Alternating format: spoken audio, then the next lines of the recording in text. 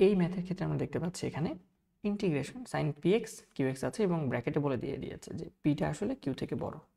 তার মানে এখানে কজে সাইন বি হিসাবে চিন্তা করা যাবে না, তোমাকে সাইন এ কস বি হিসাবে চিন্তা করতে হবে। এটাকে এ, এটাকে বি। কারণ আমরা জানি সাইন এ কস বির ফর্মুলাতে ত্রিকোণমিতিতে এ বড় হয়, বি ছোট হয়। যেহেতু এখানে পি বড়, তার মানে এই সাইন px এটা হচ্ছে এ এবং এটা হচ্ছে বি। তাহলে সাইন এ কস বি, এবং সাইন এ কস বির ফর্মুলা আমরা জানি। সাইন এ কস বির ফর্মুলা হচ্ছে এই দুটো পাশে গিয়ে হাফ হয়ে যাবে, sine A plus B plus sine A minus B.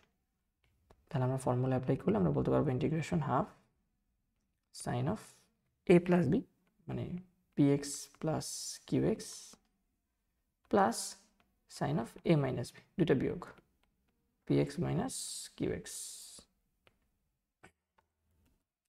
হাফটা তো বাইরে থাকবে, সো dx। এখন তো জাস্ট ডিরেক্টলি সাইনের ইন্টিগ্রেশনের ফর্মুলা।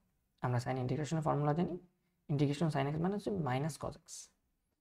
তাহলে আমার বাইরে যেটা হাফ ছিল সেটা হাফ হিসাবে থাকবে, এবং সাইন px প্লাস qx এটা হয়ে যাবে minus cos of px plus qx।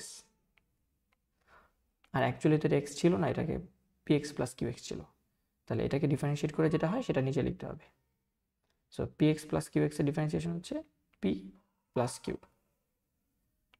তাহলে p প্লাস q প্লাস এখানে হাফ তো বাইরে থাকবেই, এবং এই সাইন এক্স এর ইন্টিগ্রেশন হচ্ছে minus cos of px minus qx, এবং যেহেতু এটা অ্যাকচুয়ালি এক্স ছিল না তাহলে এই জিনিসটার ডিফারেন্সিয়েশন ভ্যালু নিচে লিখতে হবে, which is p minus q।